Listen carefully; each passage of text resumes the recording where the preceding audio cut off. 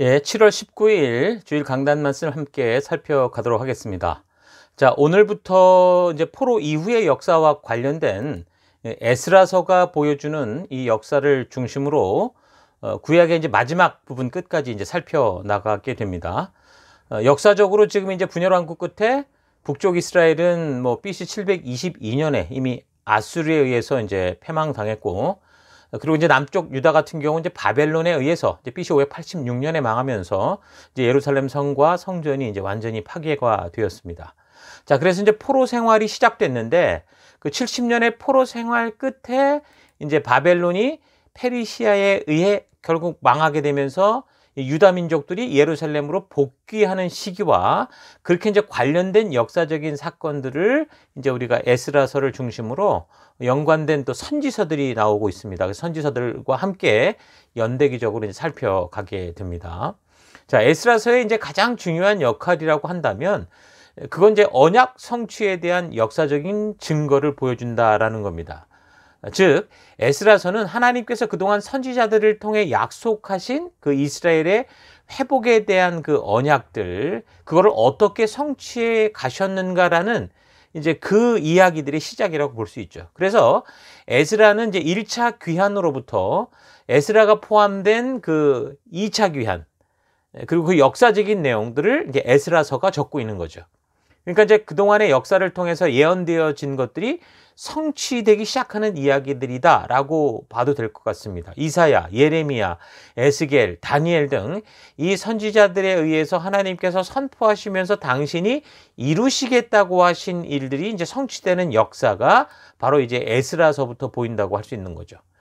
물론 계속되는 선지자들에 의해서 또다시 이제 하나님이 하실 일에 대해서 말씀하시는 것도 몇 개 있지만 아주 중요한 성취의 역사들은 이제 이 에스라로부터 이제 우리가 보게 되기 시작합니다. 자, 그래서 우리는 에스라서를 살펴나갈 때 그 시대에 벌어진 역사적인 사건들과 더불어서 알아가야 하기 때문에 어떤 면에서는 이제 재미있게 들릴 수도 있고요. 또 한편으로는 남의 나라 역사에 이길 수도 있으니까 좀 복잡해 보일 수도 있지만 그래도 우리가 그동안 이제 살펴왔던 것들을 잘 이제 근거로 또 함께 역사를 중심으로 잘 살펴나가도록 했으면 좋겠습니다. 자, 이런 연대에 대해서는 이 예루살렘 성전 재건의 완성이라는 어떤 그 기준점, 그 BC 516년에 완성됐다고 하는 그 기준점을 가지고 그 기준점으로부터 뭐 얼마 이렇게 상대적으로 우리가 그 역사들을 살피고 있기 때문에 각 역사에 대한 정확한 연대, 그러니까 절대 연대를 우리가 알 수 있다면 어쩌면 지금 하나님께서 다니엘을 통해 보여주신 그 미래에 대한 일들이 어떻게 성취되는지 좀 다르게 적용점을 찾을 수도 있을 건데 우리는 현재 뭐 이 성전 재건이라는 이 기점을 중심으로 우리가 역사를 상대적으로 살펴가고 있다는 걸 잘 기억했으면 좋겠습니다. 현재 우리는 이 다니엘서의 핵심이 또 종말에 대한 게 아니라 하나님이 약속하셨던 그 새 언약의 성취, 예수님이 오셔서 완성하시는 하나님의 나라, 교회와 관련된 것이라고까지 우리가 살폈고, 그래서 그 연대적 적용에 있어서는 다니엘 7장에서 보이는 그 네 짐승에 대한 적용을 이제 그 시대적으로 로마의 시대까지라는 것을 우리가 살펴봤었습니다. 그러니까 중요한 건 다니엘서가 보여주는 환상에 대한 역사적인 그 적용점이 종말이나 또 재림에까지 가면 안 된다라는 거죠. 자, 그렇다면 그 적용은 각자의 연구에 따라 다르게 적용될 수 있습니다. 종말로까지 끌고 가지만 않는다면 이 환상을 통해 보여줬던 그 이 일들을 가지고 우리가 살아왔던 시대 어느 부분에 이걸 적용할 수 있을까? 이거는 아마 연구하는 분들마다 각자 타당성을 가지고 다르게 적용할 수 있지만 우리가 그래도 이 전체적인 다니엘서의 환상을 통해 보여주는 그 흐름에 대해서 우리가 잘 파악할 수 있기 때문에 그런 것들을 잘 소화해낼 수 있을 거라고 봅니다. 그래서 일단 우리는 다니엘서를 통해 살핀 이 역사적인 연대와 그 성취, 이미 우리가 지금 이 강단을 통해 말씀드린 그 연대기적인 사건들을 중심으로 그렇게 계속 살펴나가게 될 겁니다. 자, 우리가 이렇게 이제 성경의 역사적인 배경들을 살피는 거는 단지 뭐 역사적인 사건들만 나열하자 그런 게 아니라 그 사건들 속에서 점점 망해가는 나라와 백성들이 왜 무엇 때문에 그렇게 망하게 되었는지 또는 지금처럼 왜 완전한 불가능 속에서 회복과 축복의 기회를 얻게 되었는지를 우리가 살펴가자는 겁니다. 그러니까 하나님의 말씀과 그 성취에 대해서 우리가 살펴가자는 거죠. 자, 그럴 때 성령께서 우리로 하여금 죄에 대한 경고와 의에 대한 격려와 심판에 대해 말씀해 주심으로써 우리의 영혼이 찔림을 받고 또 회개에 이를 수 있고 또한 죄로부터 거룩함으로 우리가 돌이켜져 나와서 우리를 부르신 그 약속의 자리에 설 수 있는 그런 놀라운 역사들이 있을 거라고 믿습니다. 자, 그래서 내가 그리스도인이라는 사실을 알 수 있는 가장 큰 내적 증거는 우리가 이 성경 말씀을 읽고 또는 들을 때 또 묵상할 때 이전에 알지 못하던 그런 이 말씀을 근거로 한 그 죄에 대한 발견, 아, 이것이 내가 잘못 알고 있었구나, 온전치 못한 거였구나라는 것에 대한 발견, 그리고 그로 인한 애통과 그 죄에 대한 진정한 회개가 되는 거죠. 그래서 성도는 말씀을 들을 때마다 이 죄로부터 떠나서 의로운 삶, 순종의 삶으로 나아가고자 하는 그 변화가 반드시 따르게 돼 있습니다. 말씀을 듣고 뭐 순식간에 변하면 좋겠지만 그러지 않더라도 우리가 죄에 머물러 있던 그 자리에서 돌아서게 하고 돌아 나오게 하고 그리고 그 정도가 아니라 하나님과 약속한 백성으로서의 삶을 살아갈 수 있게 한다라는 거죠. 그런 변화가 진정한 성도의 모습이라고 볼 수 있습니다. 그래서 성경과 역사를 통해 우리가 말씀을 살피고 알아갈 때 이 바른 성경적 이 역사의식, 역사의 이야기고 역사를 통해 하나님이 일관적으로 말씀해 주시는 하나님의 뜻과 하나님의 의도를 알기 때문에 우리가 이제 성경적 역사의식이 생기고, 그래서 오늘 우리가 보냄을 받은 각자의 터에서 어떻게 살아가야 되는가라는 것에 대한 성도로서 그런 구체적인 그런 삶의 가치관과 우리에게 주신 하나님의 기준을 우리가 깨달아갈 수 있게 될 겁니다. 자, 그런 마음으로 우리가 역사와 성경을 계속 잘 살펴봤으면 좋겠습니다. 자, 우리가 살핀 이제 에스라서인데 이 에스라라는 이름의 뜻은 여호와가 도우신다라는 뜻입니다.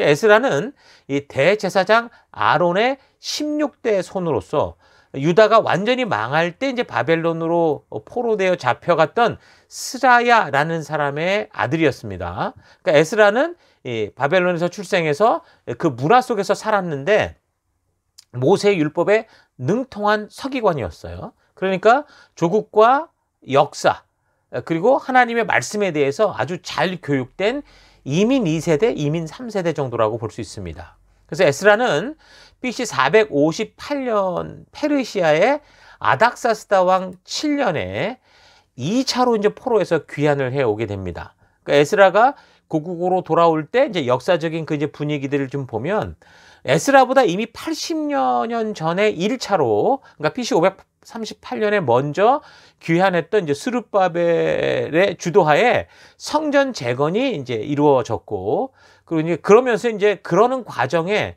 그 재건을 시작했던 과정에 뭐 주변국들, 특별히 이제 사마리아 지역의 이제 주민들의 강한 반발에 부딪혀서 결국 성전 재건이 이제 멈추는 그런 일까지 벌어지게 되죠. 그래서 주변국들이 페르시아에 이제 투서를 넣어서 음해를 하는 바람에 이 고레스 왕의 그 아들 다음 왕이었던 캄비세스 2세에 의해서 성전 건축 중지 명령이 내려졌다고 봅니다. 연대기에 대해서 우리가 나중에 살피겠지만 이 고레스 왕의 명령에 의해서 이제 바벨론에 있던 이 유대 사람들이 본국으로 돌아가라라는 명령을 받는 거니까 아마도 그 당시 그 이 바벨론을 처음 통치하기 시작한 메데 사람 다리오, 그러니까 다리오도 이런 사실을 분명히 알고 있었을 것이고, 그리고 이제 다리오 시절에 이 다니엘이 사자굴에 들어가는 그런 일들도 있었지 않습니까? 자, 이제 그랬을 것이고, 그런데 고레스 통치 시절에 성전 재건을 멈추게 하는 일이 또 벌어졌다. 이건 말이 좀 안 되죠. 그러니까 지금 돌아간 지 얼마 안 돼서 불과 한 2년? 1년, 2년 안에 그냥 성전 건축 중지 명령이 내렸었거든요. 그럼 이제 고레스도 아닐 것이고, 바벨론을 다스렸던 다리오도 아닐 것이고, 그러면 이제 고레스가 계속 이 정복 전쟁을 위해서 아마도 이 나라를 아들 캄비세스에게 통치 위탁을 시키고, 그리고 이제 가서 전쟁 가운데 있었기 때문에 아마도 이 아들이었던 캄비세스가 그렇게 이제 성전 건축 중지 명령을 내렸을 거다라고 보는 게 이제 역사의 흐름상 잘 이해가 될 수 있겠죠. 자, 그래서 그 후에 그러니까 성전 건축 중단 명령을 받고 거의 15년, 16년 동안 그래서 성전 공사가 완전히 중단된 상태로 있었습니다. 자, 그런 시기에 이 백성들은 성전을 짓고자 하는 의지도 점점 잃어가고, 그리고 이제 각자 생존이 바쁜 거죠. 내가 이 집을 한 칸 얻었으면 그 다음 더 큰 집을 얻기 원하고, 또 더 큰 좋은 차를 얻기 원하고, 이런 것과 똑같은 삶으로 빠져가게 됩니다. 자, 그러다가 이제 학계 선지자나 스가랴 같은 선지자들이 등장을 하죠. 그래서 우리가 에스라서를 살피면서 선지서를 함께 살피겠다고 하는 것이 바로 이런 겁니다. 학계서, 스가랴서 같은 건데요. 이런 선지자들의 등장으로 그런 삶들을 책망하고 또 격려하면서 성전 재건의 의지, 그러니까 우리가 다시 돌아왔던 그 이유를 알게 되는 겁니다. 자, 그런 시기에 역사적으로 보면 고레스도 이제 전쟁에 나가서 죽고, 그리고 그의 아들 캄비세스도 또 이제 전쟁을 나가서 싸우다 죽고, 그리고 이제 페르시아의 장군들에 의해서 그 중에 하나 왕이 된 사람이 그 다음 사람 다리우스 1세거든요. 이 다리우스가 그때 이제 성전 재건을 다시 허락하게 되면서 시작하자마자, 그 다리우스의 명령에 따라서 시작하자마자 이제 4년 만에 이 성전 건축을 완성합니다. 그게 이제 BC 516년 정도가 되는 거죠. 그런데 그 후에 계속되는 그 삶을 보면 이 하나님의 이 기적적인 역사로 지금 이 제2의 출애굽과 같은 이 출바벨론을 내서 고국으로 복귀했고, 그리고 여러 방해에도 불구하고 하나님의 기적적인 도움으로 예루살렘 성전을 재건한 이 백성들이 그러면 더 하나님의 그 놀라운 역사를 가지고 바른 믿음의 길을 걸어갔느냐 하면 또 그렇지 않았습니다. 자꾸 이제 점점 자기들의 정체성을 잃어가고 있었죠. 가장 이런 이 정체성을 잃어가는 사건에 대한 대표적인 것이 에스라 9장에 나오는데, 그게 바로 이방인들과의 혼인 문제라고 할 수 있습니다. 그러니까 하나님께서 출애굽 과정에서 시내산에서 하나님의 그 백성들과 언약을 맺으면서 율법을 주실 때 이방인들과의 통혼을 금하도록 하는 그런 분명한 규례가 있었었죠. 그랬었는데 이제 그 이후에 그게 이제 잘 지켜지지 않았던 예 중에 하나가 이제 솔로몬 같은 사람이었습니다. 솔로몬이 한참 하나님의 그 축복을 받고 아버지로부터 이제 왕권을 이어받아서 한참 이 첫발을 내디고자 할 때, 그때 이제 그 애굽의 여자를 데려다가, 공주를 데려다가 이제 방향이 완전히 틀어지는 일들이 되었었던 것처럼, 결국에는 이제 그렇게 이제 외국 그 여자들, 이방인, 그러니까 다시 말해 하나님을 알지 못하는 여자들과 결혼을 하게 될 때 결국에는 이제 흐트러진다는 거죠. 하나님이 부르신 부름에서도 흐트러지고, 자기 감정 중심, 느낌 중심, 자기 생각 중심으로 이제 바뀌어져서 그러니까 본능이 원하는 대로 따라가는 그 우상을 흉내낼 수 있기 때문이라는 걸 하나님이 아셨기 때문에, 그런 부분에서는 분명히 하나님을 경외하는 자들 안에서 결혼이 이루어지도록 했습니다. 뭐 지난주에 살폈던 것처럼 그 하나님 말씀에 소홀해지면 어떻게 됐습니까? 자기 생각이 강해지죠. 자기 욕심이 생기게 되죠. 휴머니즘, 그러니까 인본주의적인 그 생각을 하고 살게 되죠. 그러다 보면 그 결말은 결국 뭐라고 그랬습니까?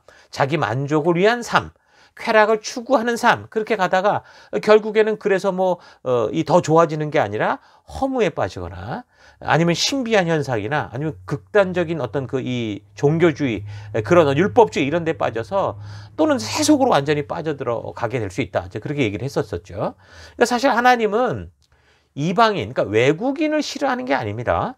하나님의 말씀의 가치를 경홀히 여기고 자기 생각을 믿고 느낌대로 살아가는 그런 삶을 경계하도록 하시는 거죠. 혹시 외국인, 이방인이어도 우리가 이미 살폈던 그 룻 같은 사람을 보십시오. 이런 여자는 하나님을 바르게 경외하는 여자로서, 그래서 하나님이 주신 그 규례와 명령들 속에 살았단 말입니다. 그것을 하나님을 인정했고 하나님의 말씀을 따라갔고, 그래서 오히려 하나님은 이 사람들을 통해서 똑같은 믿음의 역사를 일궈내시죠. 그래서 이 룻 같은 사람이 다윗의 혈통에 있는 하나의 이 중요한 이 선조 중에 한 사람 아닙니까? 근데 대부분 이제 이런 이방인들과의 결혼이 항상 문제가 되는 건 결국 솔로몬처럼 하나님의 말씀이 외면당하고 이방인의 풍습을 따라서 이제 자기 욕심대로 사는 그런 죄악된 삶이 결국은 하나님 중심의 삶을 흐트러뜨려 버려서 결국에는 우상숭배로 나타나기 때문이다라는 겁니다.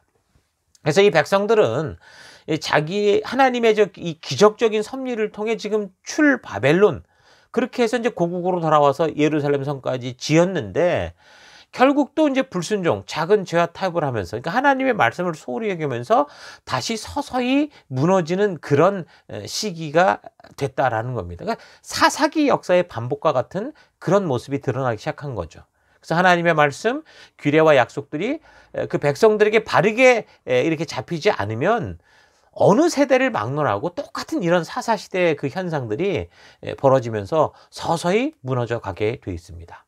자, 그런 시기에 하나님께서 이제 에스라를 그의 백성들에게 보내시는 거죠. 그래서 먼저 이런 놀라운 역사 속을 살아가는 하나님의 이 놀라운 이 인도하심 속에 살아가는 이런 일들이 선지자들을 통해 예언하신 하나님의 역사 가운데 있었다.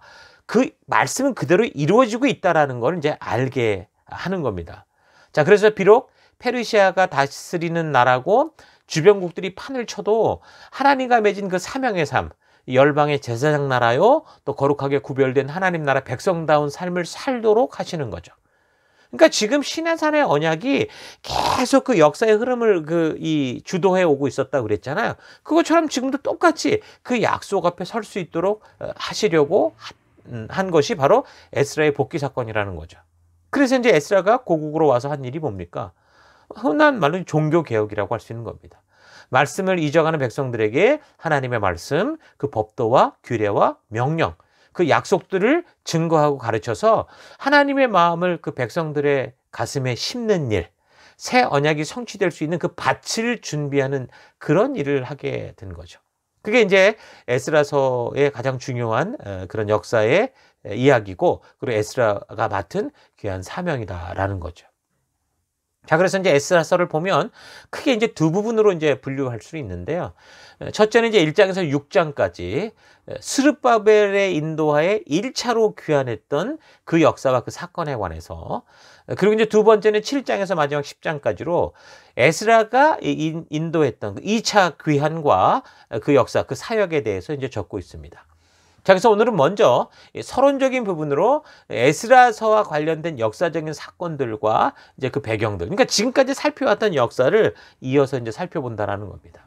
자, 1장에서 6장은 스룹바벨을 통한 1차 귀환과 그 사역에 대한 역사적인 사실을 말해준다고 했는데, 이제 포로들이 이 바벨론에 잡혀있던 상태에서 페르시아가 그 땅을 점령하기 시작하면서 포로들이 돌아가도 좋다. 그런 이제 고레스 왕의 칙령이 BC 538년에 이제 발표가 됩니다.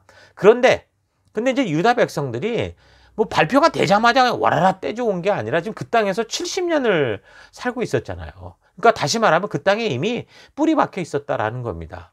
그러니까 거기서 그 삶을 정리하고 온다라는 게 가라는 명령과 허락은 받았으나 쉽게 빨리 이루어지진 않는다는 거죠. 생활이 있고 또 거기를 그냥 남아서 계속 있겠다는 사람도 있었을 것이고, 또 이 소망을 갖고 돌아가자라는 사람도 있었겠죠. 그러니까 귀한 희망자들을 모집하기도 해야 됐을 거고, 또 떠나기 위한 준비들, 그 땅을 정리하는 뭐 이런 일들, 그렇게 하다 보니까 준비하고 모집하고 뭐 이렇게 하는데 적어도 몇 달, 그러니까 몇 달에서 1년 이상은 충분히 그 시간이 걸렸다고 봅니다.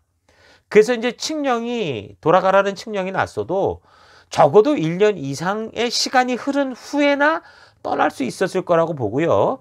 그리고 예루살렘에 오는데도 보면 그냥 뭐 기차 타고 빨리 오는 게 아니잖아요. 그게 이제 뭐 몇 개월이 걸릴 수 있었다라는 겁니다. 그래서 바벨론에서 뭐 예루살렘까지의 거리가 대략 1500km 정도거든요. 뭐 그 시대에 뭐 운송 수단으로 여행하는데 이게 쉽지는 않죠. 그러니까 몇 개월, 수개월이 적어도 4, 5개월 이상 걸렸을 가능성이 많습니다. 그냥 뭐 몇 사람만 빨리 달려오는 게 아니라 뭐 가족들이 다 움직여야 되는 그런 상황이었다고 분명히 우리가 볼 수 있는데, 그러면 꽤 오랜 시간이 걸릴 수 있죠. 그래서 이 고레스 칙령이 BC 538년에 났지만 준비하고 돌아오는 시간까지 보면 뭐 거의 뭐 1년, 2년 이상 걸리지 않았을까. 그렇게 보면 BC 536년쯤에 고향 땅에 도착했을 것이다. 그렇게 볼 수 있겠죠. 그리고 이제 도착한 그 다음 해부터 성전을 건축하는 것이 이제 에스라서에 나오거든요. 왜냐하면 이제 왔으면 일단 또 살 수 있는 터를 잡아야 되니까 이제 그러고 나서 이제 어느 정도 터가 잡혔을 때 그 다음 해에 모여서 건축을 시작을 하거든요. 그렇게 기간을 잡으면 뭐 BC 605년에서 잡혀갔던, 그리고 이제 이런 성전 재건이 막 시작되는 BC 535년 정도로 이렇게 본다면 포로 생활 이 70년 만에 드디어 어떻게 된 겁니까? 다시 돌아와서 성전을 세우기 시작한 것으로 볼 수 있는 거죠. 그러니까 성전을 세운다는 건 조금 전에 말한 것처럼 사회적 기반이 어느 정도 잡히고 시작이 되는 거니까 완전한 복귀를 이제 말하는 거죠. 이제 어느 정도 숨이 돌아갈 만하다라는 겁니다. 뭐 그리고 이제 그것을 성전을 짓기 위한 그런 건축 자재들이 또 이제 여기저기에서 이제 왔어야 됐고, 이제 그런 시간들을 볼 때, 자 그러면 첫 번째 포로되어 간 것이 BC 605년 여호야김 통치 4년경에 그 다니엘이 잡혀가는 그 1차 포로 바벨론에 잡혀갔었으니까, 그렇게 보면 거의 정확히 70년 만에 포로에서 돌아와서 이제 다시 이제 정착을 시작한 그런 거라고 볼 수 있죠. 자, 물론 아까도 말했던 것처럼 정확한 이 절대 연도를 알기 전까지는 이 연대를 정확하게 측정하는 게 있어서 다소 차이가 있겠지만, 분명한 것은 뭡니까? 예레미야 선지자를 통해서 하나님께서 예언케 하셨던 그 기간 70년이라는 그 시간이 거의 그대로 그 약속대로 하나님이 그 약속을 이루셨다라는 건 우리가 분명히 알 수 있는 거죠. 자, 역사를 되돌아보면 이제 분열 왕국 이후 북이스라엘은 BC 722년에 아수르에 의해서 패망했다고 그랬죠. 그래서 근동 지역 여러 곳으로 다 이제 포로로 잡혀가서 흩어지게 됐고, 또 이 아수르가 그들의 이 포로 정책이 또 다른 지역에 있는 사람들을 사마리아나 이런 또 쪽으로 갖다 집어넣어 가지고 굉장히 복잡한 형태라고 그랬죠. 그랬던 아수르가 BC 609년에는 바벨론에 의해서 이제 무너지고 말았습니다. 그래서 이제 고대 근동 지역의 이제 패권이 아시리아에서 이제 신바벨로니아로 넘어가는 거죠. 그래서 이제 남유다 같은 경우는 그 신바벨로니아에 의해서 BC 586년에 결국 패망하게 되고, 그리고 그들 또한 이제 바벨론 지역으로 포로로 잡혀가게 된 겁니다.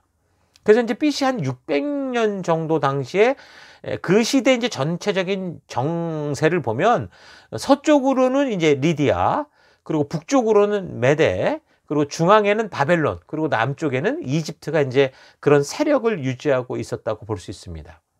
그런데 이제 동남쪽의 작은 나라였던 얀산 왕국의 이 페르시아가 원래 메데가 점령하고 있던 그런 이 나라였는데, 여기서 이제 이 페르시아가 오히려 거꾸로 메데를 점령하고, 그리고 더 나아가서 리디아까지 정복하고, 그리고 BC 539년에는 이 남유다를 무너뜨렸던 이 바벨론을 무너뜨리면서 이 역사의 패권이 이제 페르시아라는 이 나라로 이제 또 흘러가게 된 겁니다.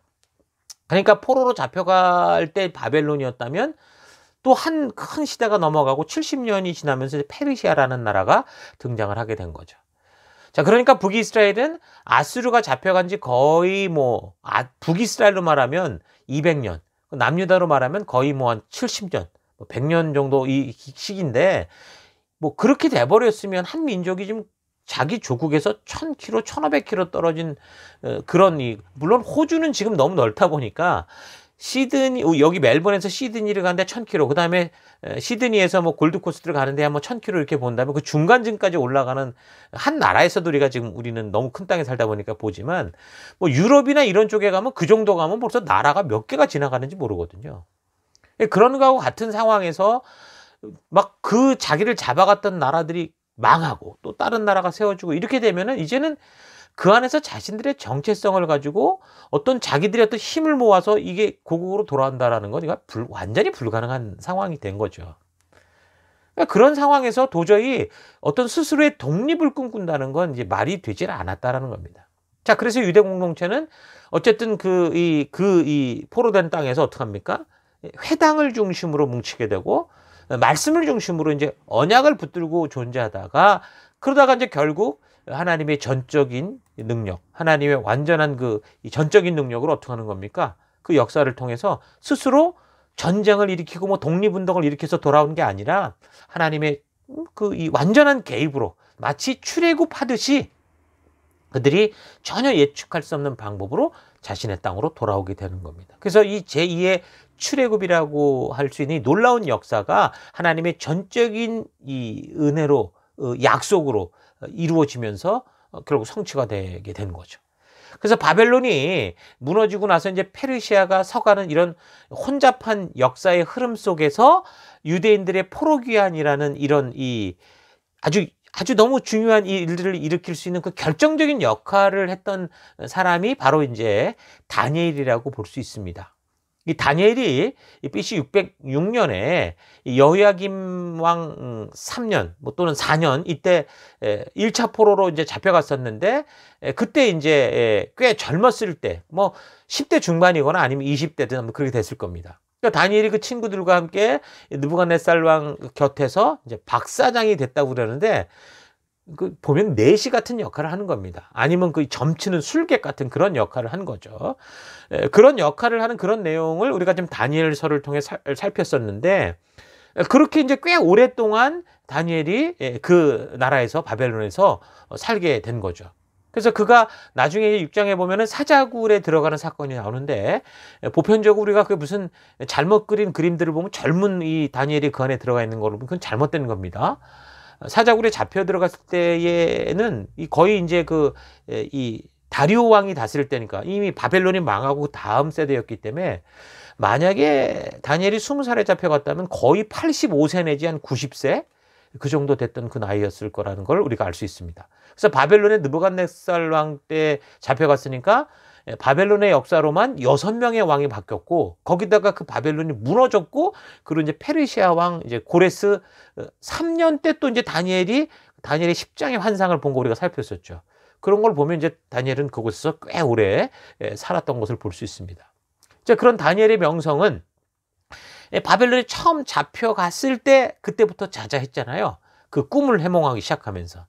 그래서 이제 그가 그 아주 왕을 바로 옆에서 모시는 모사와 같은 역할을 하면서 한 나라의 정치의 방향을 결정하는 그런 중요한 역할들, 중요할 때마다 아주 굉장히 핵심적인 도움을 주며 살았었는데, 이제 바벨론의 그 마지막 왕이었던 벨사살에게도 그가 그런 역할을, 중요한 역할을 하지 않았습니까?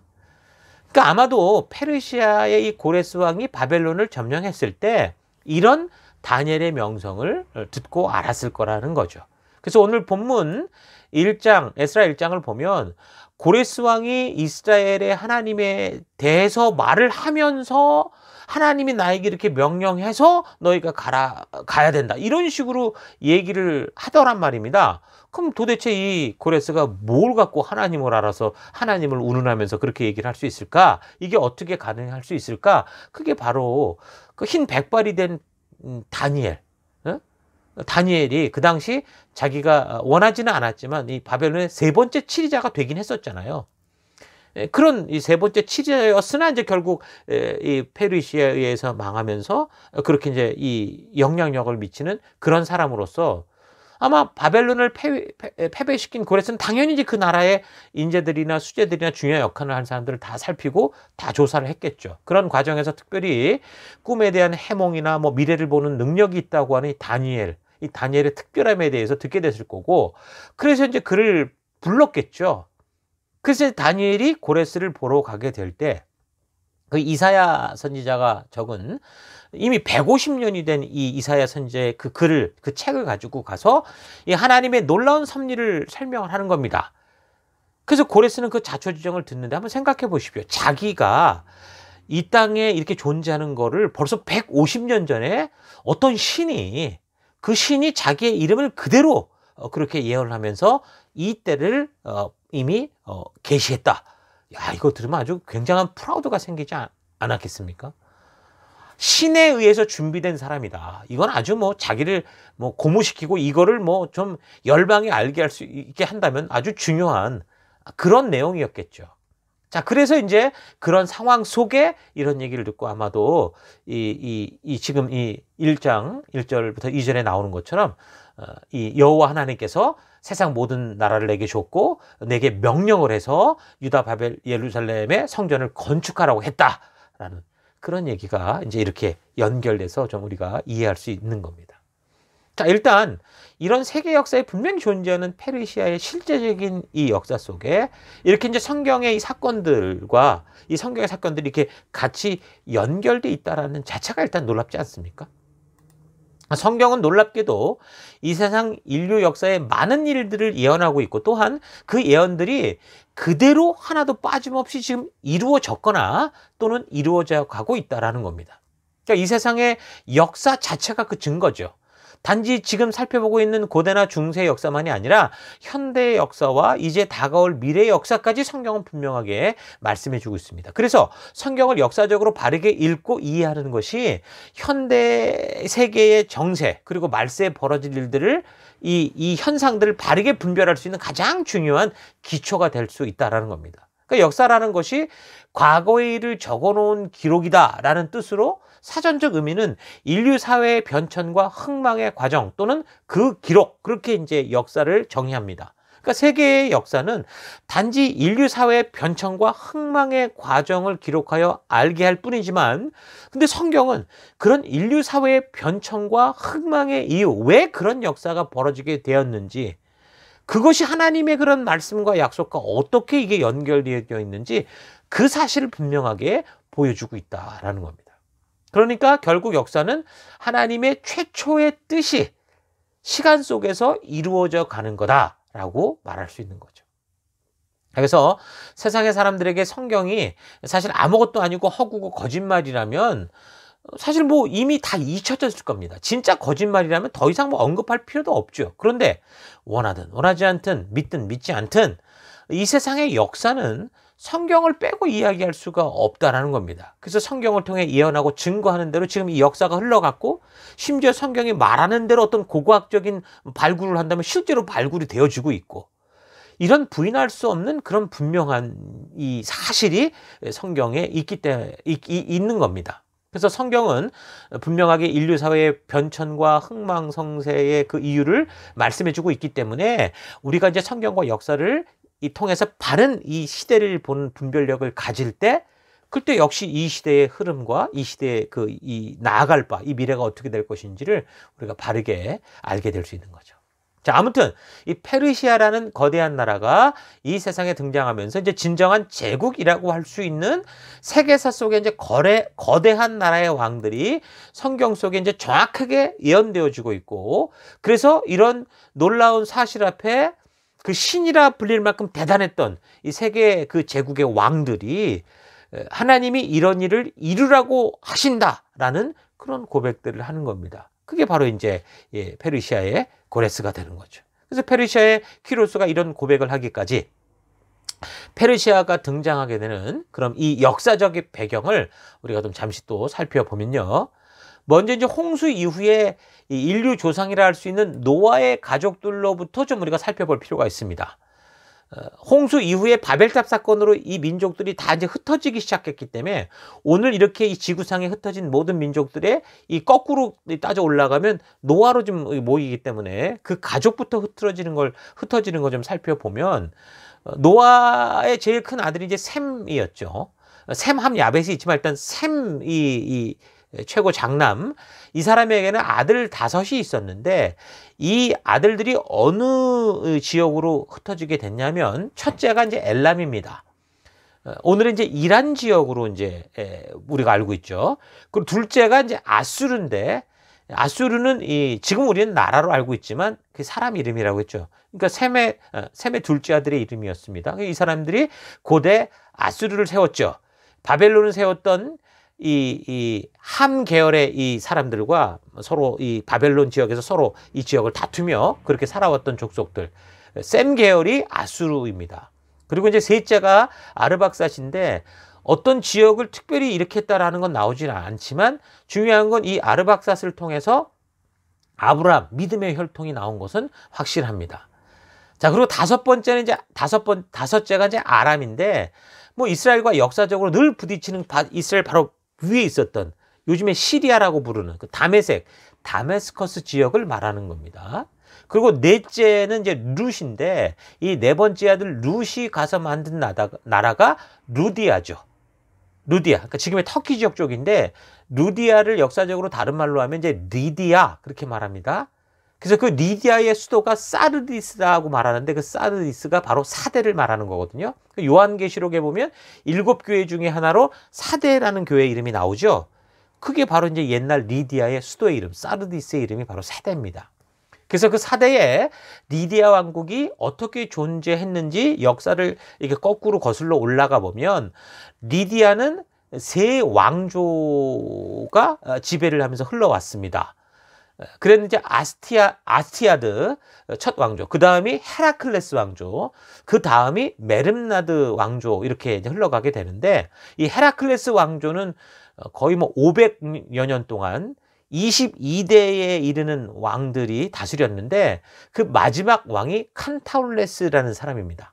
역사를 보면 이 칸타울레스 때문에 헤라클레스 왕조가 문을 닫고 그 다음에 메름나드 왕조가 시작이 되는데 고대 이제 역사가였던 헤로도토스의 책 이 역사를 참고해 보면 이 리디아 왕 칸타울레스가 가장 아끼는 경원이 하나 있었다고 그럽니다. 기게스라는 사람이었는데 이 칸타울레스가 좀 변태 같은 기질이 있었는지 자기 부인 이 왕비가 뭐 얼마나 아름다운지를 자랑하려고 이 기게스라는 사람에게 몰래 왕비의 알몸을 자꾸 훔쳐보라고 유도를 합니다.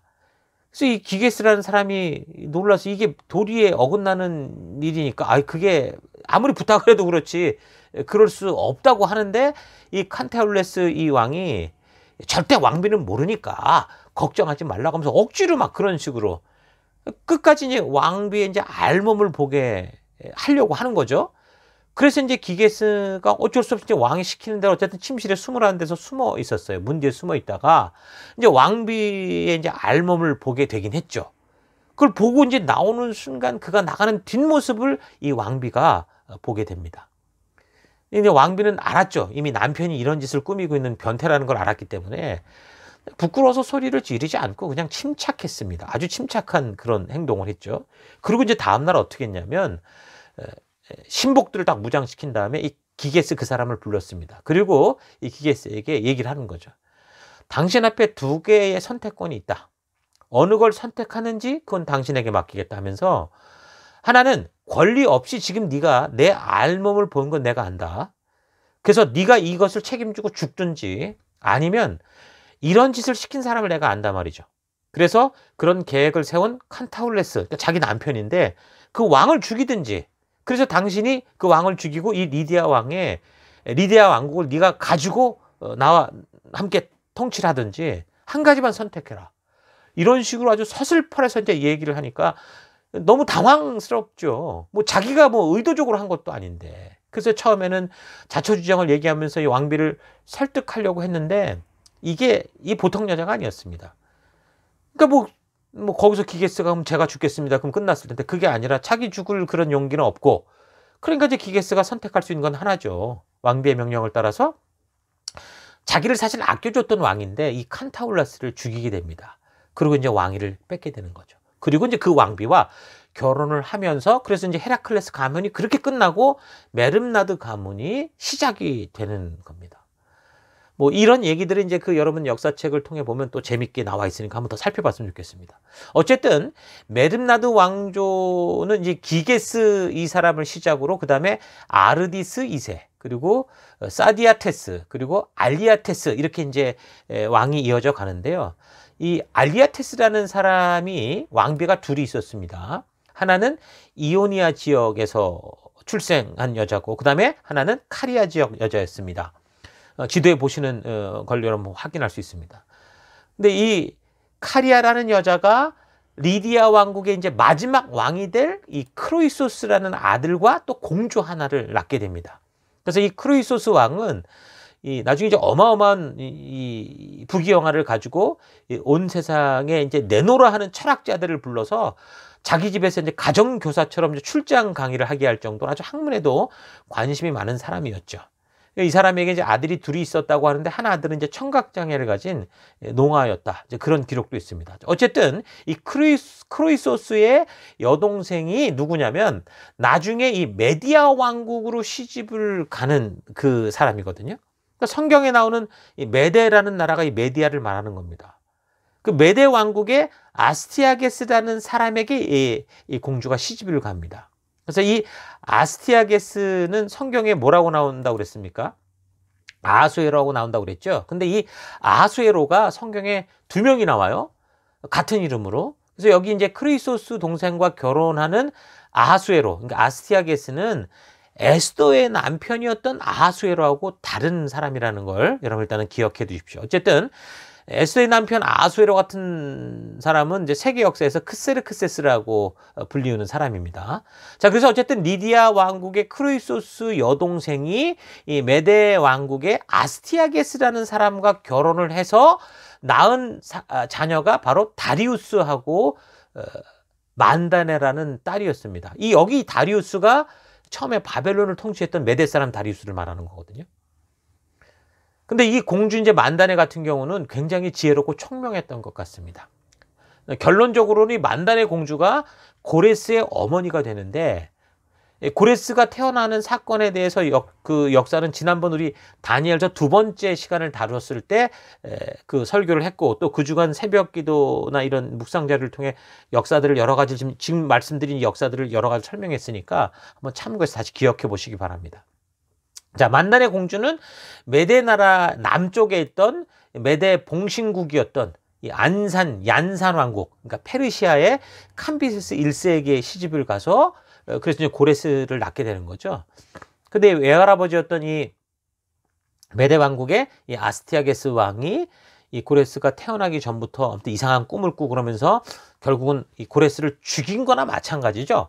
근데 이제 그 아이가 죽지 않고 우여곡절 끝에 결국 살게 되잖아요. 그래서 결국 이 아이가 외할아버지의 나라 메데까지 오히려 다 거꾸로 통합을 하고 페르시아를 세우게 되는 바로 그 사람이 이 고레스라는 거죠.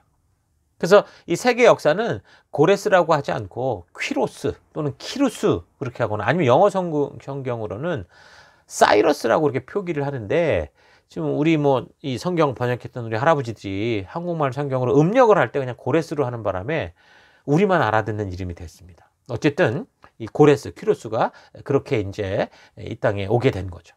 어찌됐든 이렇게 이제 고레스, 이 사이러스라는 페르시아의 왕이 세상에 등장을 하는데, 놀라운 사실이 뭡니까?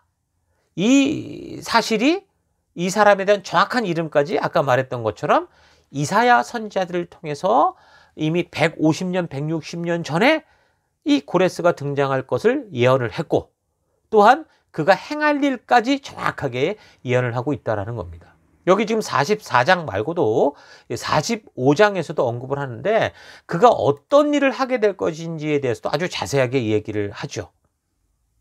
1절, 2절을 쭉 보면, 자, 그래서 고레스가 바벨론의 강한 성을 무너뜨리는 이야기를 하고 있는데, 그 엄청났던 바벨론 성이 무너지는 것은 세계 역사가 말하듯이 결국 어떻게 되는 겁니까? 고레스라고 세계 역사는 말하지만 그런 고레스의 능력이 아니라 오늘 이 이사야서를 통해 볼 때는 결국 하나님께서 먼저 그 뜻을 정하셨고 이루셨기 때문이다라는 겁니다. 세계 역사는 고레스가 세웠다. 그리고 성경은 그 고레스는 이렇게 섰다라고 말을 하고 있는 거죠. 그러면서 3절, 내게 흑암 중에 보아와 은밀한 곳에 숨은 재물을 주어 너의 이름을 부르는 자가 나 여호와 이스라엘의 하나님인 줄을 너가 알게 하리라. 고레스가 알게 하겠다는 거죠. 내가 나의 종 야곱, 내가 택한 자 이스라엘, 곧 너를 위하여 너의 이름을 불러서 너는 나를 알지 못했을지라도 너에게 칭호를 주었노라. 나는 여호와라. 나 외에 다른 이가 없나니 나밖에 신이 없느니라. 너는 나를 알지 못했을지라도, 고레스는 전혀 모르죠. 그러나 나는 너의 띠를 동일 것이요 해 뜨는 곳에서든지 지는 곳에서든지 나밖에 다른 이가 없는 줄을 알게 하리라. 나는 여호와라, 다른 이가 없느니라. 나는 빛도 짓고 어둠도 창조하며 나는 평안도 짓고 환난도 창조하나니 나는 여호와라, 이 모든 일을 행하는 자니라 하였노라. 라고 분명하게 말씀을 맡은 이사야가 그 예언을 한 겁니다.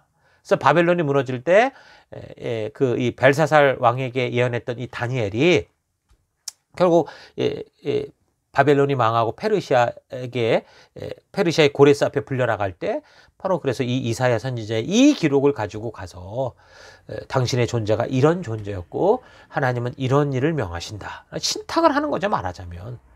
그러니까 고레스가 볼 때도 이 사람은 그런 것에 능했던 사람이라고 알고 있는데 착 얼굴을 보자마자 이 다니엘이 이런 식으로 그 사람의 존재의 이유를 쫙 말하니까 여기에 뭐 항거할 방법이 없는 거죠. 그래서 이제 고레스가 유대민족을 고국 땅으로 보내는 아주 결정적인 그런 일들을 하게 됐다는 겁니다.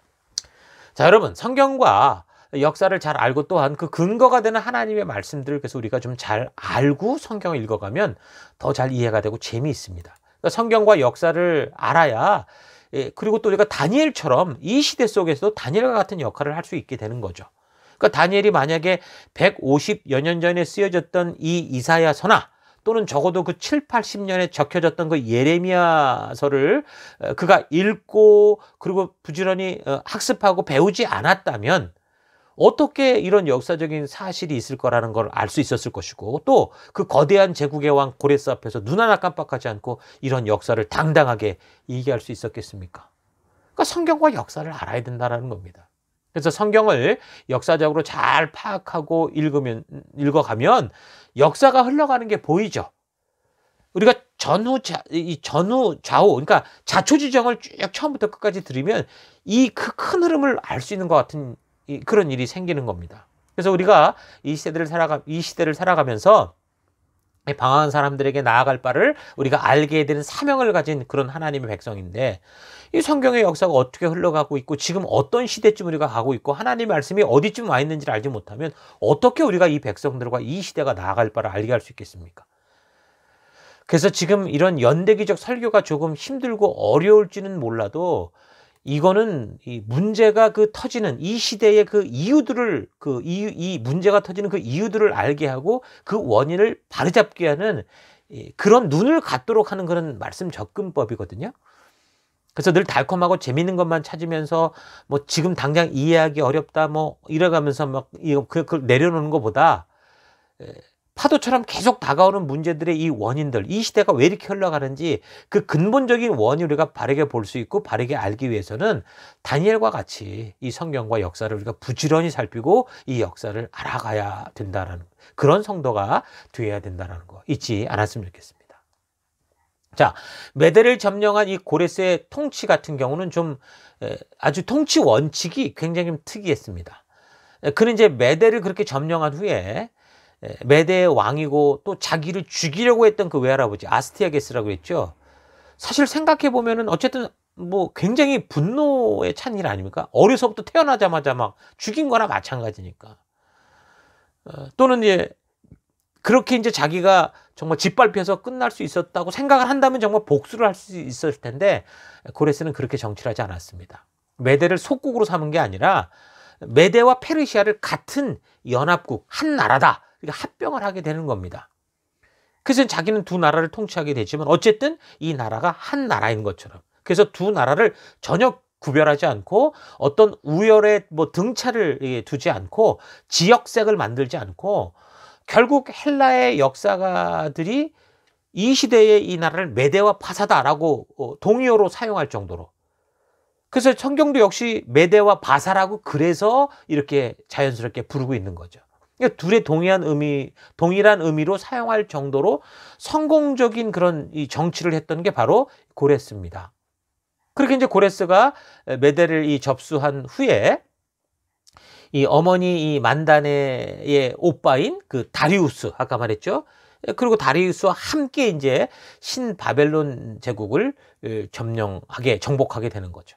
근데 이 바벨론과 전쟁을 벌이기 전에 서쪽의 그 리디아 왕국의 크로이소스 그렇게 보면 이 만다네의 아버지나 마찬가지인데 이 크로이소스가 이 메대가 무너진 걸 보면서 이제 먼저 이 공격을 해 들어오는 겁니다. 뭐 바벨론 이런 쪽하고 동맹을 맺고 그래서 이제 바벨론과 싸우기보다 먼저 그래서 이제 이 고레스가 리디아 왕국과 싸워서 이기게 되는 거죠.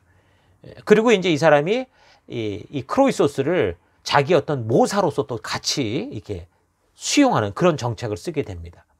그래서 메대 파사의 고레스가 그렇게 이제 리디아를 정복을 하고 그리고 이제 그 후에 이제 바벨론과 전쟁을 벌이게 되는 거죠. 뭐 우리가 지금 바벨론과의 전쟁, 그 페르시아의 승리에 대한 얘기를 이제 몇 번 다루긴 했는데 그때 당시 뭐 이 바벨론이라는 게 대단한 나라라고 그러지 않았습니까?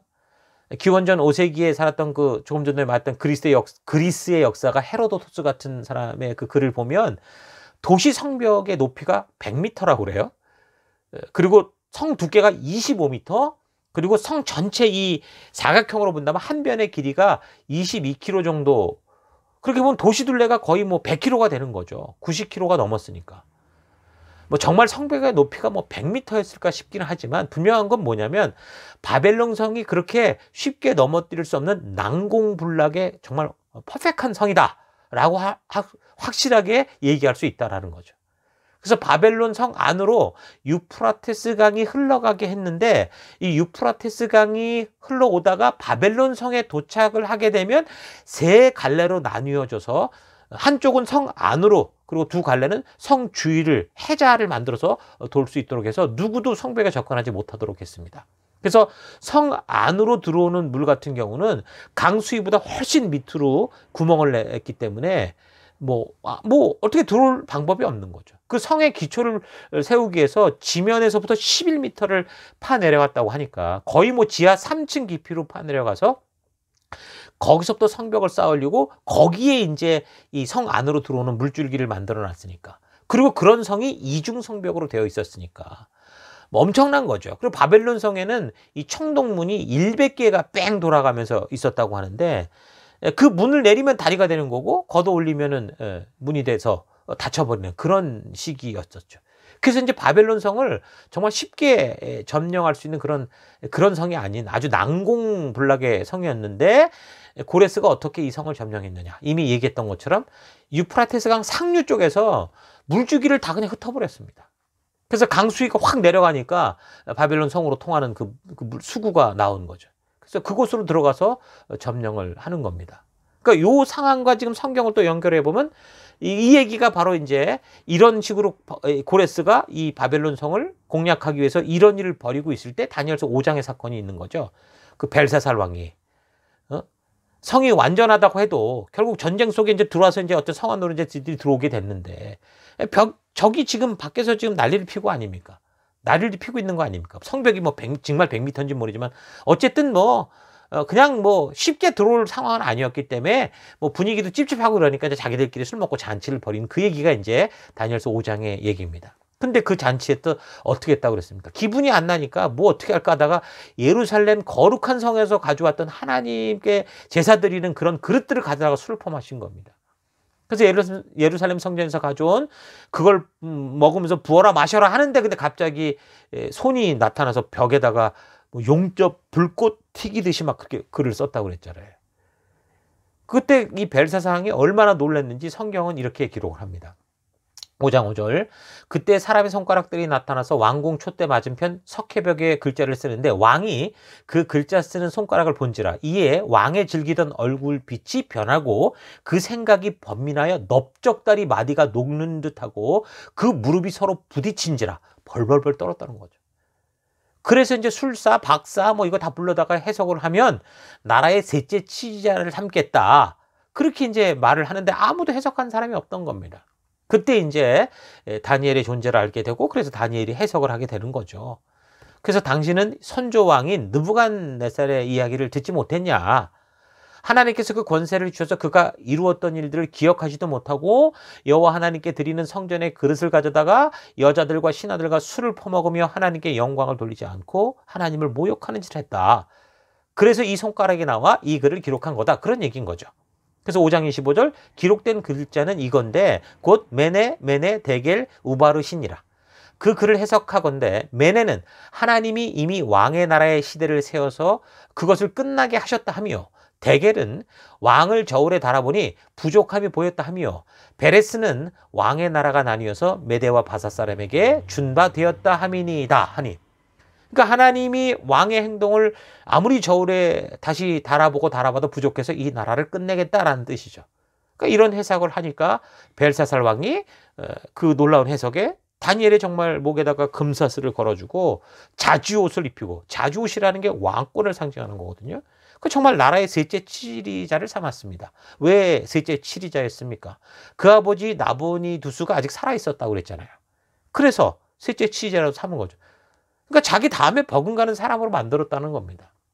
그렇게 이제 바벨론의 이 벨사살이 이 성 안에서 이렇게 잔치를 벌이고 난리를 치고 있을 때 고레스는 그 유프라테스 강중기를 다 돌려버려 가지고 성벽으로 난 수구 통로로 이제 밀고 들어와서 바벨론 성을 점령한 겁니다. 근데 이 헤로도토스라는 이 역사가의 기록에 의하면 바벨론 성 규모가 엄청났다고 그랬잖아요. 컸다고 그랬잖아요. 무슨 뭐 지금처럼 통신시설이 있었던 것도 아니고. 그러니까 그 성 중앙부에 살던 사람들은 그 성 외곽 부분이 이미 함락이 되고 난 뒤에도 몰랐다라는 거예요. 이미 적군이 들어와서 쓸고 오고 있는데도 모르고 그 잔치 벌이고 춤추고 흥청거리고 그러다가 그냥 다 끝났다. 그렇게 이제 적고 있습니다. 그래서 그날 밤에 뭐 벨사살 왕이 죽임을 당하고 메대의 다리우스가 바벨론을 얻었는데 이 다리우스가 고레스의 이제 외삼촌인 거고 그때 다리우스의 나이가 62세였다. 그 다니엘서 5장 29절에 그렇게 얘기를 해주고 있죠. 자, 그렇게 해서 BC 539년 엄청난 바벨론 제국이 무너지고 중근동에는 이 페르시아 제국이 서게 된 겁니다. 그래서 페르시아의 고레스가 이런 업적을 이룰 수 있었던 것은 이사야 45장의 예언처럼 하나님께서 먼저 그 큰 성 바벨론의 청동문들을 다 부숴 놓으심으로 미리 준비하심으로 말미암은 거죠. 그래서 이런 사실을 페르시아의 고레스를 만난 다니엘이 알게 함으로 말미암아 이 약하고 짓밟히고 있는 유대 민족이 아무런 스스로의 노력도 없이 하나님의 전적인 그런 역사로 그렇게 이제 고국으로 돌아가게 되는 역사가 벌어진 겁니다. 하나님께서 계획하셨지만 다니엘과 같이 이 성경과 역사를 아는 인물이 담대히 선포하고 외칠 때 이게 가능했다라는 겁니다. 여러분, 전 그래서 여러분들을 통해서 이런 다니엘과 같은 그런 인물들이 나오기를 바랍니다. 왕의 모사, 그러니까 우리 교회가 애써서 해야 될 일은 이런 사람을, 다니엘 같은 사람을 세우고 키우는 일입니다. 온 세계 역사를 하나님의 뜻대로 가게 하는 그런 사람, 세계를 지도할 수 있는 인물을 길러야 되는 거죠. 그런 인물이 뭐 우리나라 청와대도 들어가고 뭐 호주로 말하면 호주 정부에도 들어가고 그래서 그들을 지도하는 모사가 되고 이끄는 리더가 돼야 되는 거죠. 다니엘은 포로였지만 왕의 모사가 됐고 정권과 나라가 바뀌어도 지대한 이 나라의 영향력을 미친 그런 존재였었죠. 그러니까 바른 성경적 가치관을 가진 다니엘 같은 지도자, 다니엘 같은 모사가 돼서 꺼져버린 나라, 이미 유대는 다 꺼졌잖아요. 100년 동안 꺼져 있는 나라인데 꺼져버린 나라도 살리고 민족도 살리는 그런 존재가 될 수 있기를 바랍니다. 자, 그 당시 유대인들은 우리는 포로고 돈이 없고 억압을 당하면서 아무것도 아니라고 생각했는지 모르지만 오히려 그 없는 것과 억압이 역사적으로 볼 때 오히려 유대인들을 어디에서나 생존할 수 있는 최고로 존재할 수 있는 그런 존재로 만들었죠. 돈이 없고 힘이 없고 나라가 없는 게 그런 게 문제가 아니라 하나님의 백성된 존재의 가치를 모르는 게, 살아야 될 이유를 모르는 게 문제였다라는 겁니다. 그러니까 돈이 없고 땅이 없고 권세가 없어서 망하는 게 아니라 뭐라는 거예요? 하나님이 없고 그분의 말씀이 중심에 없기 때문에, 하나님의 말씀이 있어도 그 자초지정을, 이 역사를 모르기 때문에, 역사관이 없기 때문에 그렇다라는 겁니다. 그래서 하나님의 말씀을 붙들고 하나님의 백성된 존재의 가치를 좀 확고히 여러분 믿고 살아가면서 이 말씀을 통해 좀 하나님의 역사, 하나님의 일하심을 바르고 온전히 하는 우리가 됐으면 좋겠습니다. 그래서 우리가 한평생 부귀와 영화만 위해 이 시대를 살아가면서 내가 뭐 처음에 방 한 칸짜리가 두 칸짜리가 세 칸 이렇게만 끝나는 게 아니라, 그런 삶이 틀렸다는 게 아니라 그런 삶 속에서도 우리가 끊임없이 섬김과 봉사와 그 무엇보다 하나님이 우리를 이 땅에 보내신 열방의 제사장 나라로서 우리에게 주신 영혼들을 적어도 1년에 한 명씩은 계속 우리가 살려낼 수 있는 그런 삶들을 우리가 꾸준히 이루어가면 우리가 됐으면 좋겠습니다. 자, 다니엘의 이런 말씀을 붙든 삶이 결국 고레스 왕으로 하여금 하나님의 뜻대로 이제 칙령을 내리게 했죠. 그러니까 포로기환의 역사에 있어서 다니엘의 역할은 아주 굉장히 큰 것이었다라는 겁니다. 그래서 하나님께서 이루어진다고 예언하신 말씀이지만 다니엘 같은 이런 사람이 준비되지 않았다면 이 역사는 또다시 어디로 흘러가게 됐을지 모른다. 라는 게 또 우리가 성경을 보면서 깨닫게 되는 겁니다. 그래서 여러분, 오늘 이제 에스라서를 이제 여기까지 보게 되는데, 다음 주 계속해서 살필 때 우리가 이런 역사들을 근거로 계속 어떤 식의 일들이 벌어지고 있는지, 그리고 지금 고국으로 돌아온 이 백성들은 과연 어떤 삶을 살게 되는지 우리 계속 살펴가도록 하겠습니다. 우리 잠시 묵상하며 기도하겠습니다. 잠시 묵상하십니다. 우리가 살피고 있는 이 역사가 우리에게 보여주듯이 하나님의 백성들이 하나님의 말씀대로 순종하느냐, 그렇지 않고 불순종하느냐에 따라 우리가 살아가는 역사도 아주 다르게 전개가 되고 있습니다. 말씀대로 순종하는 삶을 따라갈 때 하나님께서 복된 길을 우리가 누릴 수 있도록 그렇게 하셨죠. 성경은 약속입니다. 그런데 그 약속을 잊고 자기 생각에 옳은 대로 살아갈 때 역사는 암흑이 되었고 그 결과는 심판과 멸망이 되고 마는 거죠. 성경을 잘 알던 이 학사 에스라가 이런 역사의 흐름을 다 꿰뚫어 보고 있었는데, 또 다시 이제 그 귀환한 백성들이 그 예루살렘 성전을 재건하고 나서도 사명대로 살지 않고 그 하나님의 말씀을 점차 잊어가면서, 그래서 이제 죄악된 삶으로 빠지는 것을 볼 때 참 가슴이 많이 찢어졌겠죠. 이 세상의 거친 역사의 풍랑이 불순종으로 말미암아 하나님의 선하신 계획을 따라 흐르지 않으면 고통과 통곡이 있을 뿐입니다. 그러나 성경과 역사를 통해 우리가 이 흐름을 좀 바르게 알고 하나님의 마음을 바르게 알고, 그래서 그의 말씀대로 우리가 선 그 자리에서, 은혜 받은 자리에서 묵묵히 정말 이 다니엘처럼 순종의 삶을 살아간다면 다니엘과 같은 이 놀라운 역사의 물줄기를 바꾸는 그런 하나님의 그 일하심을 보게 될 겁니다. 우리의 능력이 아니라 우리를 통해 일하시는 하나님을 보게 될 거라는 거죠. 자, 우리가 계속 이제 에스라서에 나오는 역사를 살펴가면서 계속되는 성경과 역사, 이 역사의 흐름을 잘 살펴봤으면 좋겠습니다. 이제까지 지금 많은 언약과 또 하나님의 그런 약속이 있었다고 하면 이제부터는 이제 하나님의 그 약속하심들이 어떻게 이루어져 가고 있는가 우리가 계속 살피게 될 텐데, 우리가 좀 더 집중해서 주신 이 말씀들을 살펴가는 그런 시간들로 나아갔으면 좋겠습니다. 또 이 한 주간 그래서 정말 이 역사의 흐름이 결국은 어떻게 흘러가는가, 하나님께서 우리를 통해 이 시대 속에 어떤 성도로 살아가기를 원하시는가 깊이 생각해 보시면서 에스라처럼 정말 그 시대의 흐름을 알고 이 시대가 나아갈 바를 알게 할 수 있는 그런 거룩한 삶을 살아가는 우리가 될 수 있기를 바랍니다. 잠시 이 말씀을 또 생각하면서 기도하기 원하는 것은, 하나님은 살아계시고 역사는 하나님의 언약에 대한 사람들의 순종과 불순종의 여부로 움직여 가기 때문에 순종함을 통해 하나님의 역사를 써가는 값진 인생 살기 원합니다. 결단하며 기도하기를 바라고요. 말씀의 달콤함만을 찾았던 나를 용서해 주시고 이제 내 삶에 어떤 문제를 만나도 이 말씀의 가치를 따라 살아갈 수 있는 다니엘과 같은 그의 친구들과 같이 하나님 그 말씀의 깊이를 진지하게 만나는, 하나님의 진심을 만나는 내가 되기 원합니다. 기도하시고요. 하나님, 오늘 우리 에스라의 이제 역사를 살피기 시작하면서 그동안 하나님이 약속하시고 언약하셨던 것들이 이제 성취되어져가는 그 역사들을 우리가 이제 살펴보게 될 텐데, 하나님 더욱더 성실히 또 세밀히 그런 역사들을 우리가 잘 살펴갈 수 있도록, 그래서 하나님의 말씀이 그냥 있는 어떤 이야기가 아니라 그 말씀하신 대로 살아계신 그 이 하나님께서 그 성취해 가시는 그 놀라운 역사를 보는 우리가 되기 원합니다. 하나님은 살아계시고 역사는 하나님의 그 말씀에 처음 그 약속을 따라 흘러가게 돼 있는데, 하나님 나는 어떤 삶을 살아가고 있는지, 그 말씀을 따라가는지, 아니면 그 말씀의 길이 아닌 다른 길로 가는지, 하나님 내가 나를 잘 되돌아보고 정말 우리 주님이 이끄시는 그 길을 따라 하나님 이 시대에 하나님의 역사를 쓸 수 있는 귀한 값진 인생 살기 원합니다.